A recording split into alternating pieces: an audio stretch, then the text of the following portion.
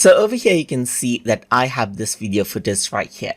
And now let's see how we can apply out the spherical warp effect inside of this particular footage right here.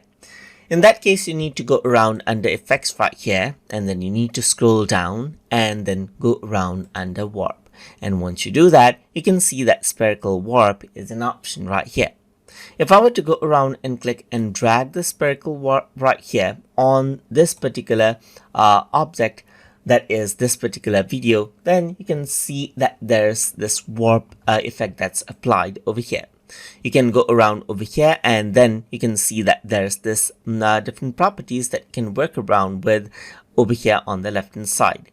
In case of composition shot right here, you can go around and apply it, and the properties will appear over here on the bottom.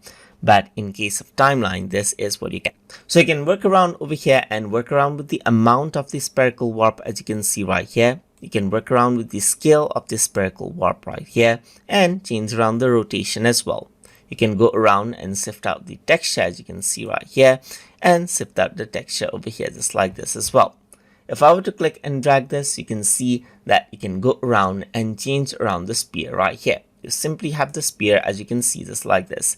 And this is a video, and this is what you can see. And even the background changes according to what is there over here in the video, as you can see right here. You can go around onto warp and select none right here. So only that particular video footage warps out right here, as you can see right here. And you can warp out the X and Y right here. So this is what you have, as you can see. So if I were to go around over here, let me just press Ctrl Z over here, you only warp out that particular you only warp out that particular area, as you can see right here. So that is what you have. So but if I were to go around and tile it, then what happens is that you can see that it actually goes around and tiles around this particular shape right here. So you can see that there's the tiles right here with square boxes right here. But if I were to go to reflect, then what happens is that it reflects out the edges right here, and it seems like one single texture right here, just like this. And that is how you can go around and use the spherical warp right here.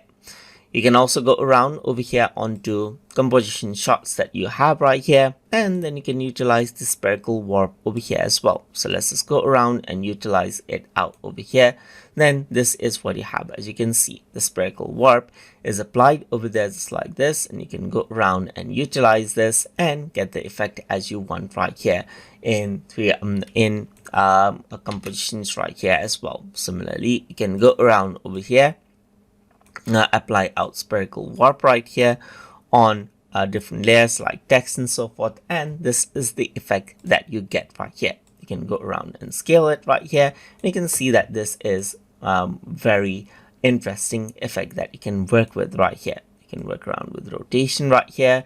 You can go around and work around with the amount right here just like this, and you can work around with the texture right here just like this as well. And there's reflection over here, as you can see, but you can go around and tile it, since this is a text right here just like this, and this is how you work with it.